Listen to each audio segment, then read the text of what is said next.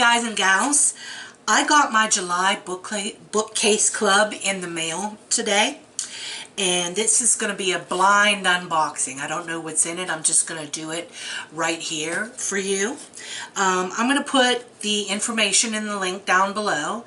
This is the type of subscription where you get 2 boxes, and they have 4 different types of books you can get. You can choose the Thrill Seekers Club, which randomly they send horror. A lot of times they send thriller.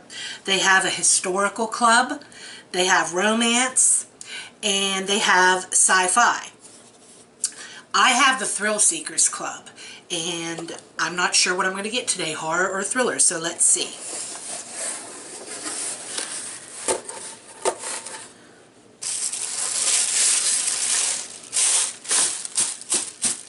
Okay, a bookmark. Now this Broadchurch right here, I watched this. This is an awesome television series. This is really, really good. Let's see if it's something based on the series or it's a new one just in the same location as Broadchurch. Let me look at it. I'll see a little better once I get the box out of the way. And then I got this book, Black-Eyed Susans, a novel of suspense. So it looks like I got thrillers and not horror.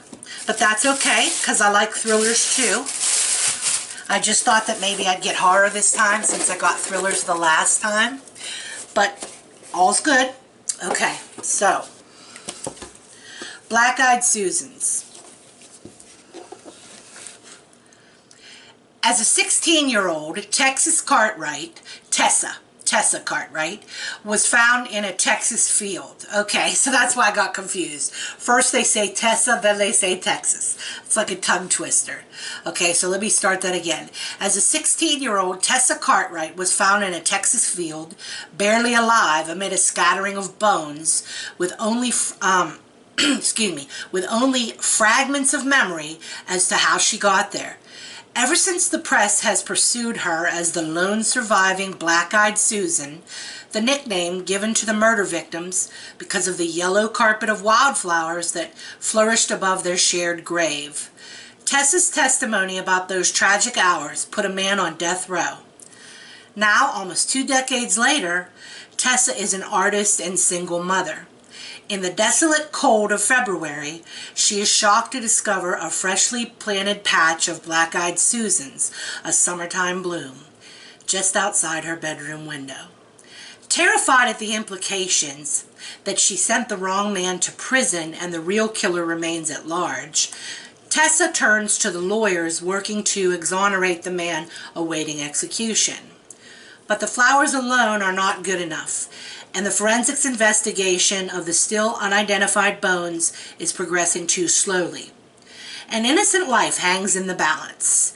The legal team appeals to Tessa to undergo hypnosis to retrieve lost memories and to share the drawings she produced as part of an experimental therapy shortly after her rescue. What they don't know is that Tessa and the scared, fragile girl she was have built a fortress of secrets. As the clock ticks towards the execution, Tessa fears for her sanity, but even more for the safety of her teenage daughter. Is a serial killer still roaming free, taunting Tessa with a trail of clues? She has no choice but to confront old ghosts and lingering nightmares to finally discover what really happened that night.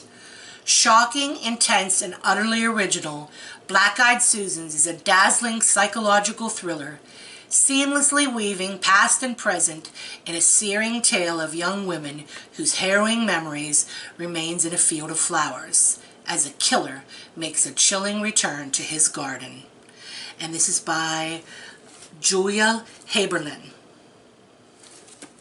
Julia Haberlin. Now, I just want to say that this was a blind unboxing. So any of the people that made a video recently saying that they can't stand it when people mispronounce authors' names, please forgive me on this because this was a blind unboxing, so I didn't have the chance to look it up and practice it. But this sounds really good. Okay, I think I'm going to enjoy reading this. And it's a pretty cover with all the flowers.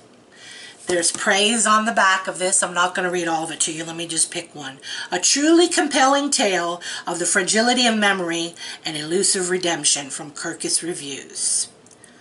A lot of good reviews on here from Booklist, Publishers Weekly, and so on. So this looks to be maybe a good read. Okay. Now, Broadchurch, a novel based on the story by series creator Chris Chibnall. I hope that this is a different story, okay? Because I don't want to read what I already saw in the TV series. This may be something I don't read. I might give it away because, you know, since this is a blind unboxing, I didn't realize when I first looked at it, but now I do realize that this is, you know, like they make novelizations of movies that wasn't a book first. This looks to be a novelization of the series. I'm really not interested in that. I love the series, but I'm not going to read the same stuff that I already saw and know about. This is a good show. If anybody's interested, this is on the BBC, and they'll put it on Netflix after that's over. So, let me just look at the back just to be sure.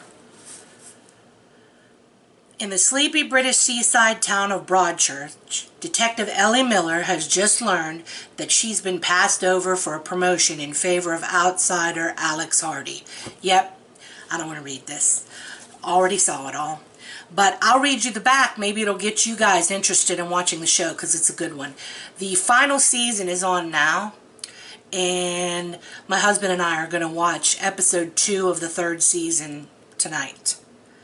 When they put it on Netflix, they'll put all of the whole series. You can watch it back to back to back. But we have to wait now since it's on the BBC. We have to wait once a week. But basically, I'll just, you know what, I don't even need to read this to let you know what it's about to get you interested. She's passed over for a promotion, and he comes along, and they work together. He has a very off-putting personality at first. You find out that he has a past. They're investigating this murder of a boy, a teenage boy, and it affects pretty much everybody in this town, and there's all sorts of suspicious characters. When you finally find out who the real murderer is, though, it's a doozy, and it's going to affect Ellie herself. But, I mean, it was really good. I don't want to give away the whole show. If I tell you what they discover, you know, why would you want to watch the show? But it's a doozy, and there's so many different suspicious characters, you don't know what's going on. But I did find that the way a few of the characters acted on the show, I didn't like them. They weren't likable. There's an obnoxious female reporter that you're supposed to like. She's obnoxious. I understand that the husband and wife whose son was found dead, I mean, I'm sure that they're going to be freaked out because of his death, and that you need to make an allowance for how they act because their kid was killed. But the woman is a royal bitch, and she wants to blame her husband completely for it, and it's really not his fault. They're just, I don't know. And then she wants to blame Ellie when it really wasn't Ellie's fault. Ellie is judgmental, and she finds out that maybe she shouldn't have judged because the same thing happens to her later in the series. I don't know, I found a lot of these characters to be just off-putting except for him. I really don't like Ellie at all, but he was worth it, okay? He is so funny. Scottish, and, you know, remember he used to play Doctor Who? So, and I just enjoy his personality. I saw him in the remake of Fright Night, and he was my favorite character in that. He's just a really intriguing character. Now this season, they have a good story. It has nothing to do with that murder that went on for 2 seasons. It's something different, and it's really got me interested, and I don't like totally dislike anybody yet, so we'll just have to see. Maybe I'll have a giveaway. If any of y'all would like to have this, let's see. Why don't you comment down below, subscribe, maybe tell me a little bit why you would like to have this book, and then based on your posts about why you think that this book would be something that you would want, I'll choose a winner for me to send this book to. Okay, I've never had a giveaway before, so I hope I do this correctly, but I think that's what I'll do, because why should I, you know, all my fellow booktubers, why should I not give them the chance to read this? Just throw it in the used secondhand bin, just because I am not interested in reading it. Is that making sense? I know, I'm droning on and on. I just feel like I would like maybe some of my fellow booktubers to have the chance to read this if they haven't seen the series yet. Or maybe you're someone that even though you saw the series, you would still like to read the book. So we'll try that. If nobody's interested in it, then I will just give it to a resale store, or maybe give it to my mom or something like that. But I'm going to open this up to you guys first.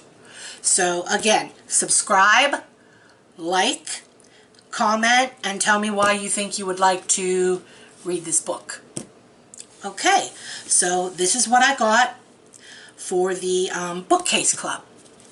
And again, I want to say that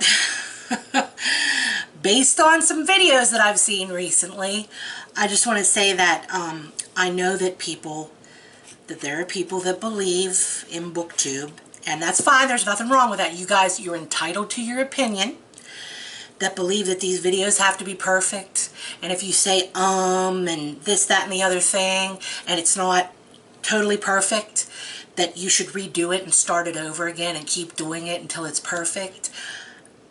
I would just rather be natural, to be honest with you guys. Nothing against the people that like it perfect. I respect you. I respect your opinion. More power to you. But I would rather be natural, because that's the kind of person I am. And I want it to be like I'm having a conversation with my viewers, you know? I don't think that I'm anything big or great or anything like that. I'm certainly one of the smallest YouTubers. But I still want to, you know, have it be the type of channel where I'm just being natural, being myself, and talking to, you know, people that are interested in the same things that I'm interested in. And I hope that I didn't offend anybody by saying what I said. Okay, thanks for stopping by.